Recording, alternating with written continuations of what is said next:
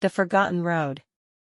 It was supposed to be a quick detour, just a shortcut to save a few minutes on the way back home. But as soon as the tires of Rachel's car touched the cracked asphalt of the forgotten road, she felt an unexplainable chill creep up her spine. The sun had dipped below the horizon, casting long shadows across the empty stretch of highway, and a dense forest loomed on either side.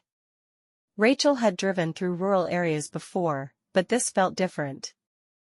The road was oddly narrow, with gnarled trees leaning over it as if trying to block out the sky. The deeper she drove, the denser the darkness became, until the headlights seemed barely strong enough to pierce through the thick night.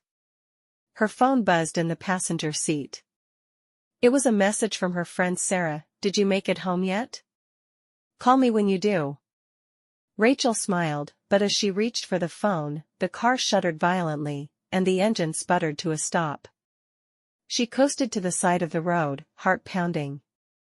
"Come on, don't do this now," she muttered, turning the key in the ignition. Nothing. Just a click and silence. Rachel stepped out of the car, her breath forming misty clouds in the cold air. She looked around, hoping to find some sign of civilization, but all she could see was the endless forest. She tried her phone, no signal. A rustling noise echoed from the woods, making her freeze in place. She peered into the darkness, but saw nothing. Just the wind, she told herself, but her heart refused to slow down. After several failed attempts to restart the car, Rachel decided to walk.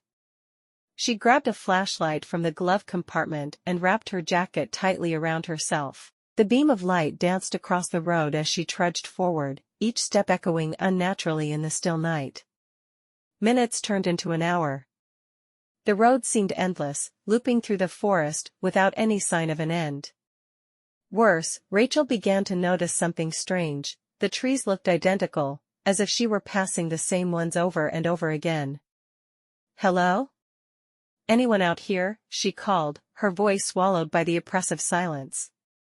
Suddenly, she heard it, a faint whispering, coming from the woods.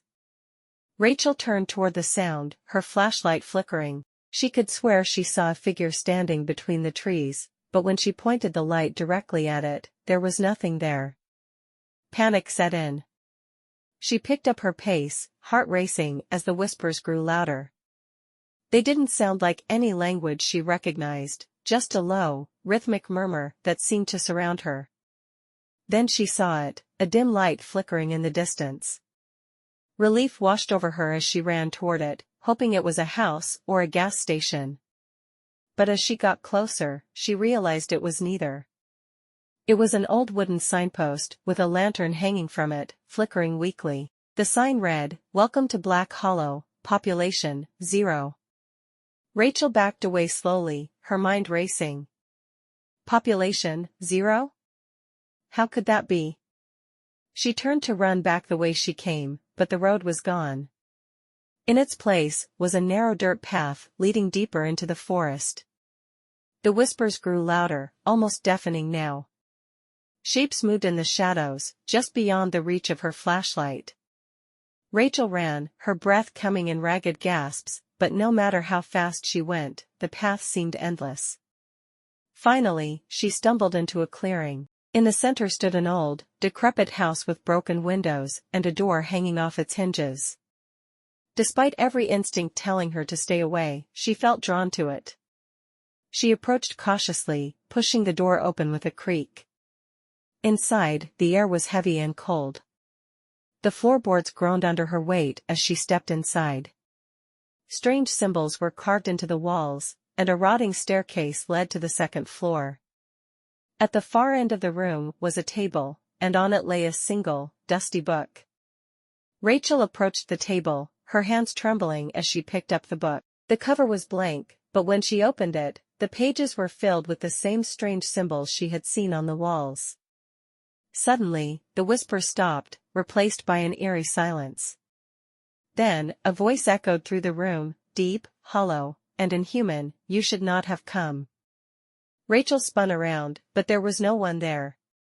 The door slammed shut behind her, and the lanterns lining the walls flickered to life, casting long, dancing shadows. The floor beneath her began to tremble, and the symbols on the walls started to glow. She ran for the door, yanking at the handle, but it wouldn't budge. The voice spoke again, this time closer, "Now you are part of the story." The next morning, a passing traveler found Rachel's car abandoned by the side of the road. There was no sign of her, just a faint trail of footprints leading into the forest, footprints that vanished after a few meters.